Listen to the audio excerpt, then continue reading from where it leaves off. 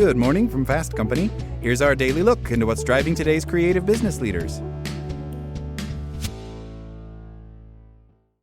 The Leadership Skills You Learn from Raising Kids by Jessica Weiland. Jessica Weiland, PhD, is an executive coach and the founder of A Cup of Ambition, a popular newsletter about working parenthood, the psychology of work, and women in leadership.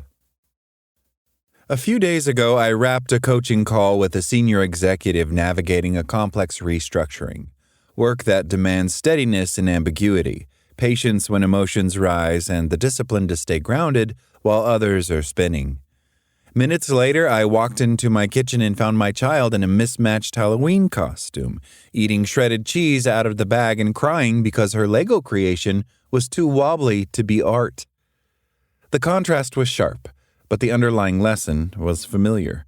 Parenting and leadership rarely feel similar in form, but they draw on the same internal architecture. Both require influence without force, emotional regulation under pressure, and the ability to create clarity in chaotic, unpredictable environments. Both ask us to decide when to step in, when to step back, and what it means to act with intention instead of urgency. Across my work with senior leaders and in my own life as a parent, I've seen these patterns repeat. The skills we associate with leadership are often forged in everyday family life, and the habits that make parenting sustainable often strengthen our leadership. Here are 6 lessons that cut across both domains. Number 1, emotional steadiness is a leadership skill. Composure is often misunderstood as restraint or politeness. In reality, it is the capacity to tolerate emotion, your own and others, without reacting impulsively. At home, this can look like staying calm through a meltdown or responding thoughtfully to a child's frustration. At work, it means anchoring your team when uncertainty is high or when interpersonal tensions flare. Across settings, emotional steadiness supports psychological flexibility, the ability to remain centered enough to think clearly, consider options, and choose a productive response. The more leaders practice this, the more they can navigate ambiguity without defaulting to control, reactivity, or avoidance.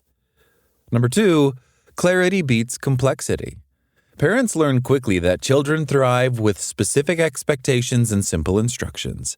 Adults are no different. Leaders often over-explain to project expertise or avoid difficult conversations, but complexity usually obscures rather than illuminates.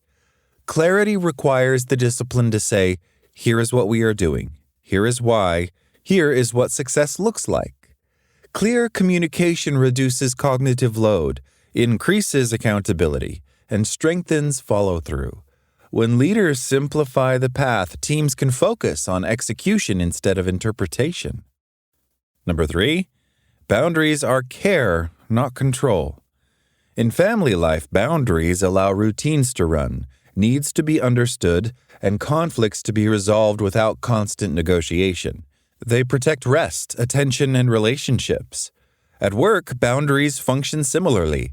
They create predictability, prevent burnout, and help teams focus on what matters most. Many leaders struggle more with boundaries at work than with children at home. Overfunctioning often comes disguised as praise.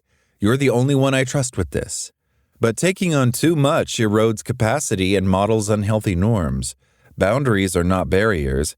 They are structures that support shared responsibility and mutual respect. Number 4, repair matters more than perfection. Parents inevitably make mistakes, raising their voices, rushing through routines, reacting too quickly. The critical practice is repair, circling back, naming what happened, and reconnecting. Repair teaches accountability, empathy, and relational safety. Organizations benefit from the same ethic. Leaders sometimes avoid repair because they fear it signals weakness, but unaddressed ruptures undermine trust. A brief acknowledgement, I want to revisit that, I didn't handle it as well as I could have, can diffuse tension, clarify intent, and rebuild confidence. Repair is the foundation of psychological safety, which drives performance far more reliably than perfection. Number 5, autonomy develops courage. Watching a child wobble on a bike for the first time is uncomfortable, but it builds resilience.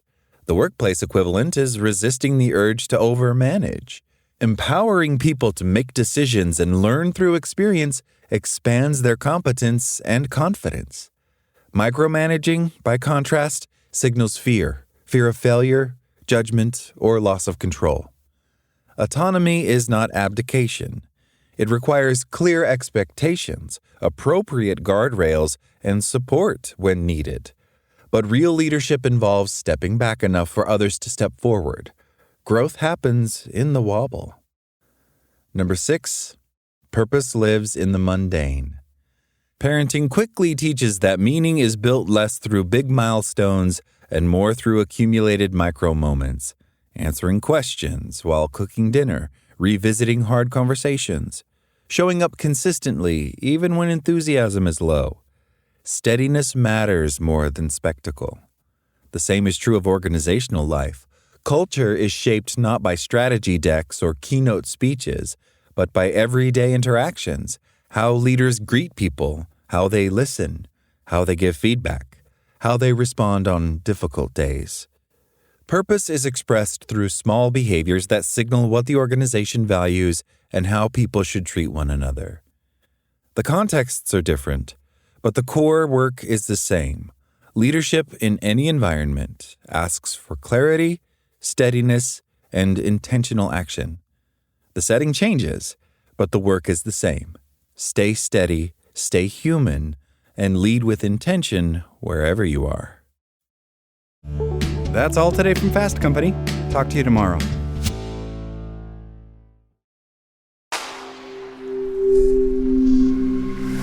SpokenLayer.